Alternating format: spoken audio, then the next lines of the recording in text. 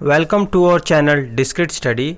जैसा कि आप सबको मालूम है कि आरआरबी एनटीपीसी के एग्ज़ाम अभी स्टार्ट हो चुके हैं। कल पहला दिन था एग्ज़ाम का और ये एग्ज़ाम 2 शिफ्टों में हो रहा है। हमने कल के पेपर को रिव्यू करके आपके लिए एक सेट बनाया है जो कि आज आपके क्वेश्चन पेपर में आने के मैक्सिमम चांसेस हैं। आइए देख लेते हैं आपके क्वेश्चंस। ये एक बार आप ज़रूर देख के जाइएगा क्योंकि एग्ज़ाम में हो सकता है कि उससे रिलेटेड क्वेश्चन ज़रूर आएंगे, क्योंकि कल के शिफ्ट्स के बेस पे ही ये क्वेश्चन को बनाए गए हैं। आइए देखते हैं आपका फर्स्ट क्वेश्चन। ये आपका फर्स्ट क्वेश्चन है कि where was the first Buddhist council organised. तो पहला बौद्ध परिषद कहाँ आयोजित किया गया था। तो आपको बौद्ध से रिलेटेड भी आपको सारे क्वेश्चन आने चाहिए क्योंकि एग्ज़ाम में इससे रिलेटेड एक क्वेश्चन पूछ ही रहा है। तो आपका ये कहाँ पे काउंसिल हुई थी, कहाँ परिषद हुई थी, पाटलिपुत्र में, कश्मीर में, नालंदा में या राजगृह में। तो आपका करेक्ट ऑप्शन होगा राजगृह में। तो ये आपका पहला बुद्धिस्ट काउंसिल है जो कि आपका राजगृह में आयोजित हुई थी। दूसरा क्वेश्चन देखते हैं। तो सिल्क रूट किसके द्वारा स्टार्ट किया गया था। तो भारत का महान जो रेशम मार्ग है किसके द्वारा शुरू किया गया था। आपके ऑप्शन है कनिष्का के द्वारा, चंद्रगुप्त के द्वारा, अशोका या पीयूषमित्रा शुंगा के द्वारा। तो सिल्क रूट से एक क्वेश्चन आ सकता है आपको। तो ये आपका कनिष्का के द्वारा शुरू किया गया था। फिर नेक्स्ट क्वेश्चन है आपका who among the following participated in the revolt of 1857। तो जैसा कि 1857 का जो विद्रोह है उसमें से किसने भाग लिया था। शादत खान, राम प्रसाद बिस्मिल, भगत सिंह, बटुकेश्वर दत्त। तो आपको मालूम होना चाहिए 1857 से भी रिलेटेड एक क्वेश्चन पिछले बार में पूछा गया था, तो इस बार भी आ सकता है आपको। तो इसमें किसने पार्टिसिपेट किया था। आपका ये शादत खान ने किया था। ऑप्शन ए आपका करेक्ट होगा। नेक्स्ट है आपका the Gupta ruler who had been titled as Kaviraj was.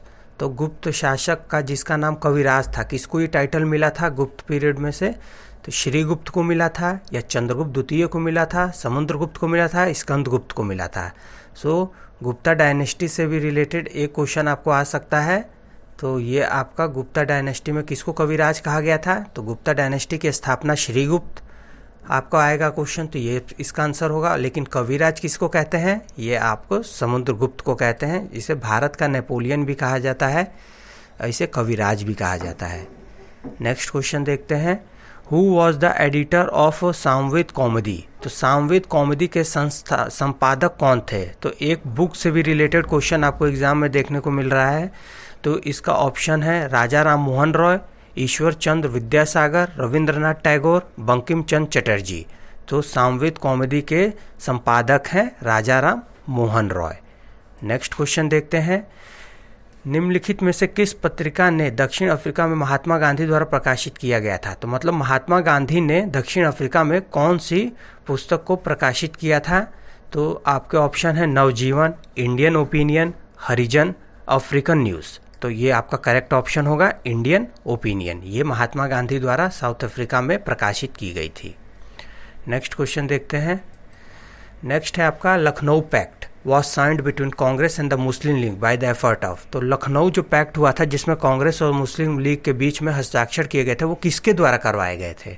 ये किसने पैक्ट को करवाया था। तो पैक्ट से भी रिलेटेड आपको मालूम होना चाहिए। पुणे पैक्ट, सूरत पैक्ट जो भी और ये लखनऊ पैक्ट हैं, तो आपको सारे पैक्टों के बारे में मालूम होना चाहिए।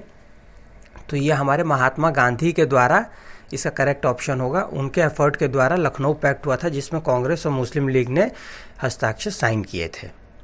फिर आपको आता है from which Veda classical music has taken. तो किस वेद से शास्त्रीय संगीत लिया गया है। तो शास्त्रीय संगीत किसके द्वारा लिया गया है। तो शास्त्रीय संगीत आपका ऋग्वेद में से लिया गया है, सामवेद में से लिया गया है, यजुर्वेद से लिया गया या अथर्ववेद से लिया गया। तो यह आपका शास्त्रीय संगीत सामवेद से लिया गया है। ऋग्वेद से क्या लिया गया है, गायत्री मंत्र के श्लोक लिए गए हैं। और मैजिकल स्पेल्स भी आपके आते हैं किससे लिए गए हैं। तो ये सभी आपको वेदों के बारे में मालूम होना चाहिए कि किस किस से क्या क्या लिया गया है। एक क्वेश्चन इससे बनता है। फिर आपको देखते हैं कि हु डिस्पिल वॉज शेख निज़ामुद्दीन औलिया। तो शेख निज़ामुद्दीन औलिया किसके शिष्य थे। तो शेख निज़ामुद्दीन औलिया किसके शिष्य थे। आपके ऑप्शन है शेख सलीम चिश्ती, जमालुद्दीन सुलेमान, ख्वाजा मैनुद्दीन चिश्ती, बाबा फरीद। तो निज़ामुद्दीन औलिया बाबा फरीद के शिष्य थे। फिर अब आगे देखते हैं, ये आपका है जय हिंद। जय हिंद का नारा किसने दिया है? जय हिंद का नारा किसने दिया है? सुभाष चंद्र बोस ने, जवाहरलाल नेहरू ने, सरदार वल्लभ भाई पटेल, महात्मा गांधी। तो जय हिंद का नारा किसके द्वारा है? सुभाष चंद्र बोस के द्वारा। जवाहरलाल नेहरू आराम हराम है, महात्मा गांधी करो या मरो। तो और इस सरदार वल्लभ भाई पटेल को क्या कहते हैं? लौह पुरुष कहते हैं। स्टैच्यू ऑफ यूनिटी भी इनका है। इससे रिलेटेड भी आपको क्वेश्चन आए तो आप इसका आंसर दे सकते हैं। नेक्स्ट देखते हैं।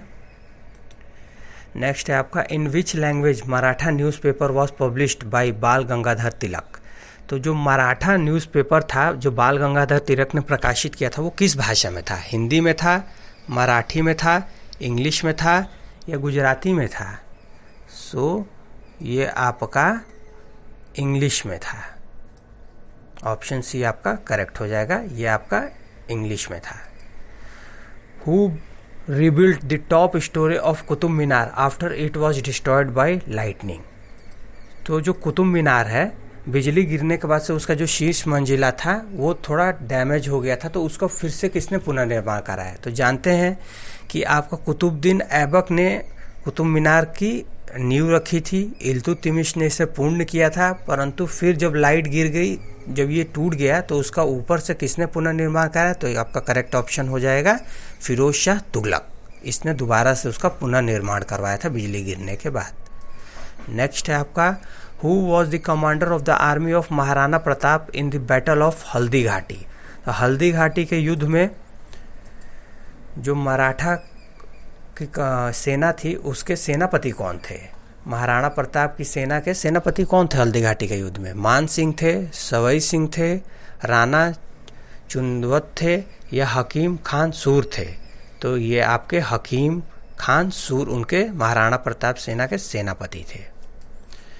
फिर अलेक्जेंडर जब आक्रमण किया था उस समय उत्तर भारत में कौन सा राजवंश शासन कर रहा था?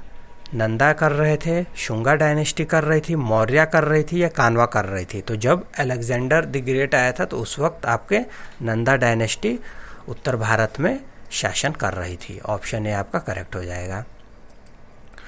फिर सांची का स्तूप जो है वो किस धर्म से रिलेटेड है?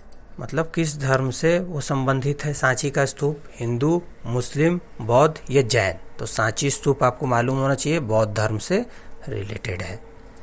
नेक्स्ट देखते हैं, एनी बेसेंट जो है उन्होंने होम रूल की स्थापना कब की थी? तो एनी बेसेंट के द्वारा होम रूल लीग की स्थापना 1919, 1912, 1916, 1922। तो 1916 में एनी बेसेंट ने होम रूल लीग की स्थापना की। नेक्स्ट देखते हैं, जो शाहजहां है मोती मस्जिद बनवाया है शाहजहां ने, तो वो कहाँ पे स्थित है?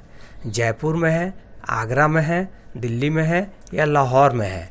तो जो आपका शाहजहां ने मोती मस्जिद बनवाया है वो आपका आगरा में स्थित है।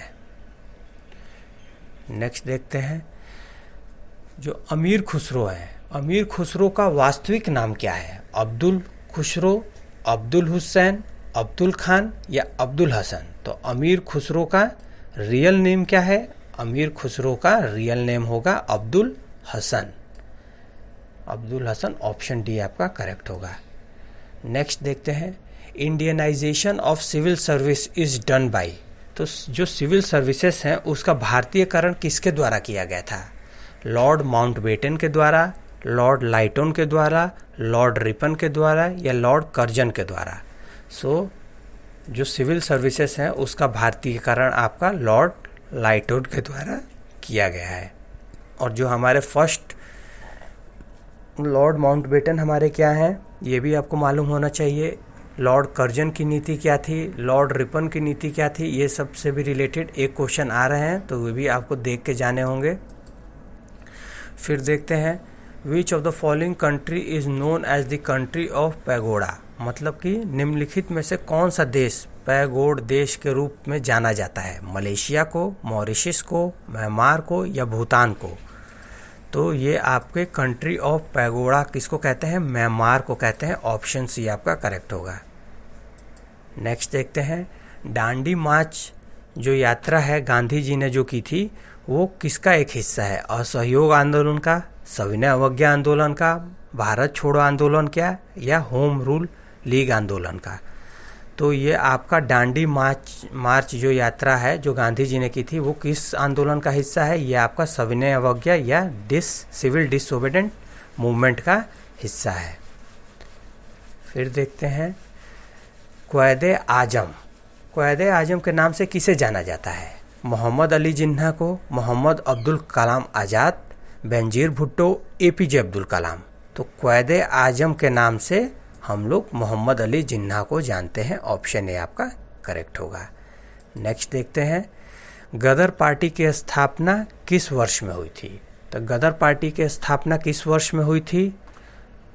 Who established Ghadar Party and which year? तो मतलब किसने गदर पार्टी की स्थापना की और किस वर्ष में हुई?